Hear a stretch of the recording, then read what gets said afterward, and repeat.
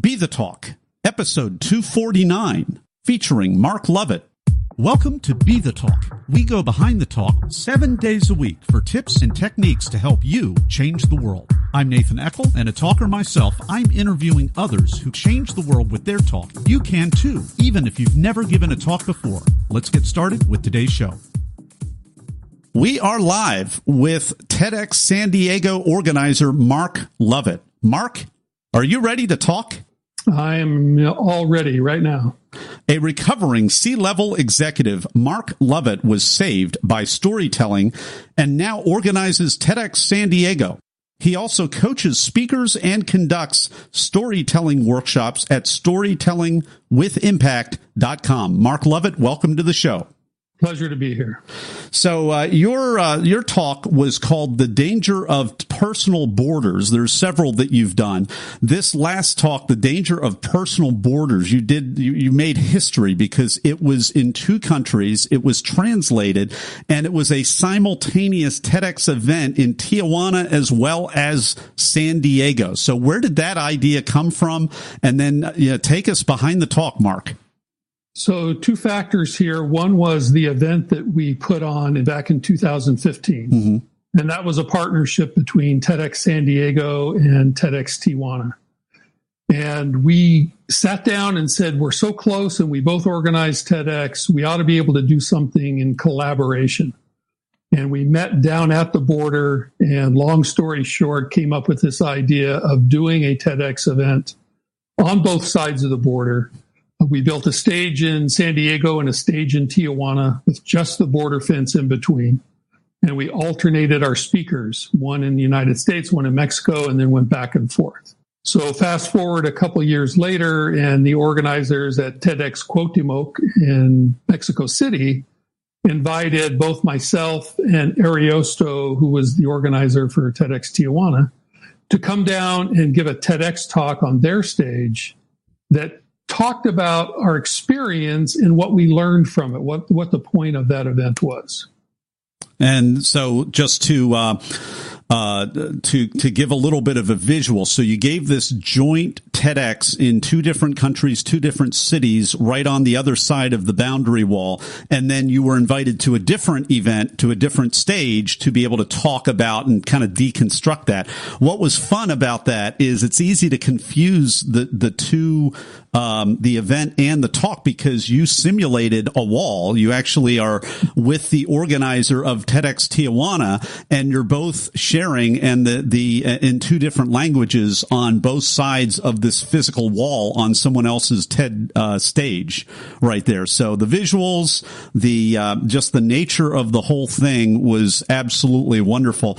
So the bigger issues, I mean, I'm assuming this was not just a great idea, but there was probably a timeliness element as a result of maybe elections in the United States, some of the rhetoric that's been going on, all of that, and making a kind of a little bit of a humanitarian unity statement. Is that a fair thing to say, or what would you like to say instead of that? So I grew up in San Diego. So I grew up on this border. To me, going into Mexico was just something people did all the time. I loved being surrounded by another culture. So it surprised me as the years went by that there became this stigma attached to the United States versus Mexico. Now, when we started planning TEDx Monumento 258, the controversy was really pretty low. The elections hadn't happened. It took us 2.5 years to plan this event. So we're talking all the way back to 2012, 13. By the time that we did the talk in Mexico City, which was last year, yes, the political climate had changed, but we didn't want the talk to be about politics. We wanted it to be about the unity of humanity. So we wanted to talk about the metaphor between the physical border, which we held the event, a border fence that you could see through, and you could see the other side, and you could hear the voices come through the fence. So what that said was that no matter what kind of barriers you put in place, no matter what kind of laws you put in place, cultures will find a way to connect and to share their commonality. And so we wanted to bring that message to the stage when we did our talk. to really go beyond the event and also speak to recognizing when we as individuals are putting up borders that separate us from other people. And that when we can recognize those borders, we can also sometimes take them down, or at the very least talk through them so that the other person could be heard. So I love this talk universe. So not only was I completely wrong, this entire thing predated this switch in the politicized atmosphere. It wasn't really so much a switch, but a heightening of this. I think it's beautiful, Mark, that this was more of almost like a local thing that predated a lot of the craziness by years and became very, very relevant in a new way in light of what we've all been living through here as well. Right. So, very interesting because I've always lived on the other side of the country. I've been to San Diego. What a beautiful city. Love the tacos, love the atmosphere and everything else. But I've lived my entire life in the Northeast and the Midwest. So a totally different area of the country. And listening to your talk in this particular talk, there really is a cultural thing in that region. And it used to be one undivided region until the political borders came up. So can you take us behind that just for those of us that are not native to San Diego or California or the Southwest? Tell us a little bit about how it was. Well, once upon a time, the entire Southern California region and much of the Southwest was all part of Mexico. Mm-hmm. And it's too short a time here to get into all of the happenings that occurred, but most people know that we fought a war with Mexico, and the treaty to that war was to draw a line. And that monument that signified the name of the event is a monument that still exists today in Tijuana, right up against the border fence. And it's very interesting to stand at that monument and realize that a small group of individuals put a stake in the ground and said, forevermore, America's to the north and Mexico's to the south, and we're going to be separate countries. And yet, for so many years, this was an area that people just freely flowed back and forth. In fact, just 20, 30 years ago, you could easily cross the border. Yeah, there was a border patrol or border guard, I should say, on either side, but there was very little security in place. 9/11 really changed that, and it's only gotten tighter and tighter since. Well, at this point, Mark, I'd like to just pivot a little bit. You gave another talk about 5 years back in TEDx New Bedford. It's called "Will Happiness Ultimately Destroy Our Planet?" Which I just thought, again, I mean, you're the forward-thinking talker because you give these talks and they get more and more relevant. This one was all about sustainability, and it was the whole piece about how when we become, and this is my words, not yours, so I'll let you have the final word on that, but it's almost like the Maslow's hierarchy of needs. As we become more affluent and are able to self-actualize and become happier as a society or in the pursuit of happiness, it also leads to a lot of unsustainable practices. And so we're looking at the middle class of India and China and the explosive growth. And you're basically looking there almost like a prophet and saying something needs to change, and we all have to take a look at our footprint on the environment and the sustainability. I just love sustainable, systematic, forward-thinking talk. So we have a couple of minutes. Love to hear your encapsulation of that as well, and feel free to correct me if I describe it a little incorrectly. Well, to your point, I am always looking at the future, and I'm thinking, do the practices we engage in today pan out going forward? It's one of the things I learned in business a long time ago. This one phrase, is it scalable? Does the process scale? And in the Western world, Europe, United States, Canada, Australia, we have been on this path of material consumption as we've increased our wealth and our ability as a society. And we've already seen that we are taxing the environment more than 100% at this point. And then again, when you run the numbers and you look at China, 4 times our population, India, 4 times our population, not even counting South America and Africa, which have their own growth. Just those two countries alone, they're going to put another billion people into the middle class. And if you just run the numbers on consumption rates, if we truly do try to derive our happiness from material possessions, it's sort of game over for the planet. So we need a new way of thinking. In that talk, I did investigate a lot about the sharing economy, things that were just starting to percolate, but had not reached the level that they are today with Uber and Airbnb. And in this new generation, the millennials, who many of them own less and less stuff. I know so many people who don't even own a car anymore, that we are seeing some shifts. So it'll be interesting to see how it plays out. Well, we've been enjoying this talk with Mark Lovett. He's the organizer of TEDxSanDiego, which is one of the major TEDx's out there. We've got the speaker hat on in this episode. So Mark's talk is called The Danger of Personal Borders, which was at TEDx, and help me pronounce that, Mark. TEDx Quotemoc. TEDx Quotemoc. I don't usually need help.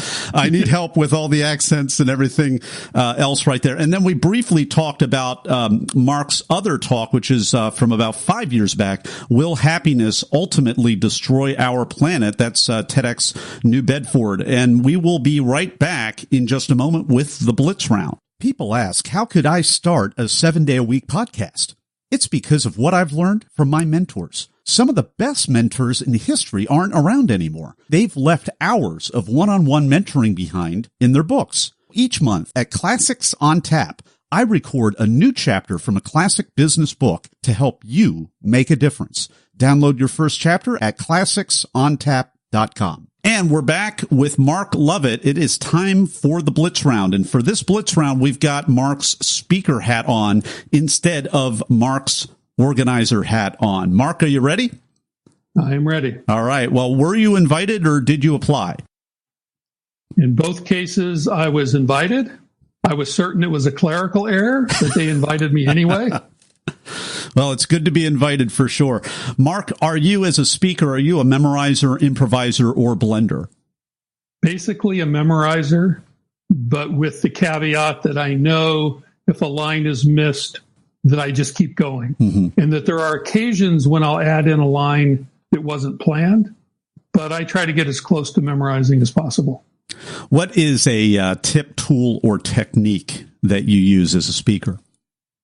So one of the techniques I use, not only for myself, but when I'm coaching, is begin at the end, which means define the point you're trying to make, define the value that you're going to give to the audience.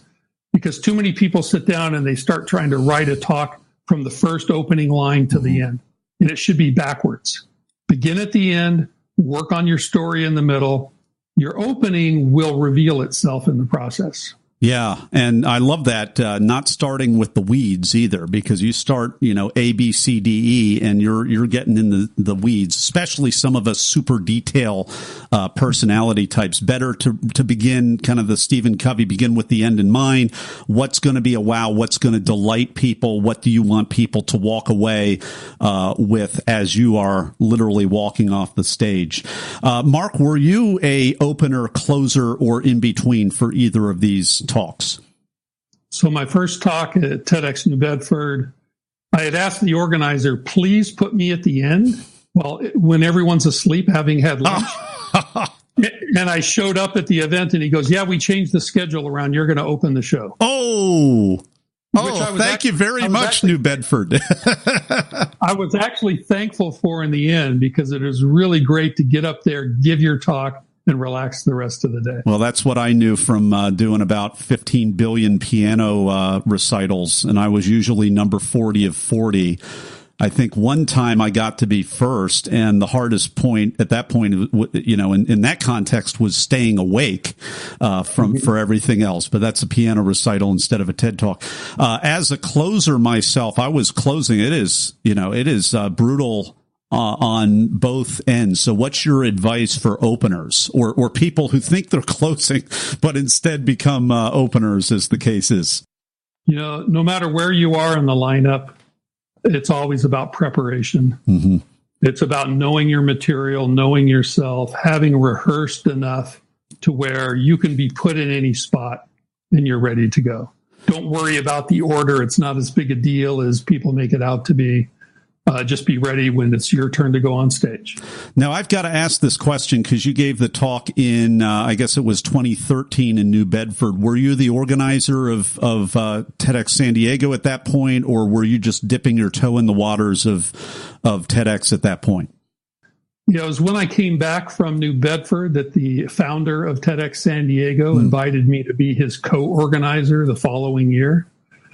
And then after that event, as the story goes, he slipped something into my wine. And the next day I woke up with a headache and the license to TEDxSanDiego. Well, I've had the license for the past 5 years, but it allowed me to be in the audience for his first show, and then to be on stage in New Bedford, and then to be backstage to learn the mechanics. So I've seen TEDx from every angle. In fact, I go to a lot of other TEDx events just to be able to study what they do. Yeah, and Talk Universe, one of the things that you can do if you want to, get on that stage and get accepted, great way to do that is to start serving a team in your local city, start getting a knack for what's going on behind the scenes, and that is really the takeaways you're going to have from doing just a little bit of serving behind the scenes are going to be immense. Now, Mark, you've already given us the whopper. You were expecting to be last, but instead you were first. What else? What was the most unexpected, strange, or just plain weird thing that happened besides that before or during your talk? Both talks actually went off well. The nervousness being in Mexico City, you alluded to earlier. Everyone knows the big round circle, the red carpet. And they brought out a plywood wall and put it in the middle of the carpet. So I was on one side of the wall and Ariosto was speaking on the other. I spoke in English. He spoke in Spanish. The thing is, I don't understand a single word of Spanish. So I was just kind of doing a high wire act, just trying to stay right on point with my half. And he had to know my talk, which is why I had to memorize it, one of the reasons, so that he knew when I was ending each section so that he could click the slide. So the whole time it was like, if I mess this up, we're going to be standing on stage. The audience is staring at us and he doesn't know to click and it's going to be a disaster. So luckily it worked. Well, you pulled it off. I mean, that's a high rope act for sure. Yeah, it was a challenge. we were rehearsing on the plane down to Mexico City. We were both sitting on aisle seats on the plane, and we had our notes, and we're going back and forth, and the people on the plane must have thought we were insane because we were speaking two different languages, like we didn't understand each other on the plane. In public. That's great. We've been enjoying the Blitz round with Mark Lovett. He's the organizer for TEDxSanDiego. We've been talking with his speaker hat on because he's given at least 2 talks at this point as a speaker. Before we pivot over to the final word of advice, I want to let you know where you can go to see both these talks. You can go to our show notes page at BeTheTalk.com. We will have links to those talks as well as a link for you to connect with Mark and his StorytellingWithImpact.com company, StorytellingWithImpact.com. Who better to learn from than an organizer who is putting all of these many, many, many talks within a giant talk together. And we'll be back in just a moment for the final word of advice. Everyone wants to change the world, but not everyone knows the first step. Before you can change the world with your talk, it has to be selected. So grab the templates, timelines, and tools that I use to get my talk selected at BeTheTalk.com. And we're back with Mark Lovett. It is time for the final word of advice. So, number one, understand that your reason for being on stage is to add value to the audience, to give them something that they didn't have when they came in the door. So one of the lines I give to speakers is that the audience should see the world differently after hearing your talk. And you should be able to write that down on a piece of paper. Exactly what are they going to see differently? Did you challenge a preconceived notion? Did you give them an entirely new idea? Did you shine a light on a subject that nobody else talks about? So think about that in the rest of your talk. If you base it on that, you'll end up with a great talk. Mark Lovett, thanks so much for sharing your wisdom with Talk Universe today. And don't go anywhere, Talk Universe, because we're going to do another episode with Mark's organizer hat on. Thank you, Mark. My pleasure to be here. Thanks for listening to Be the Talk. For tips and resources to help you change the world, go to BeTheTalk.com. See you tomorrow.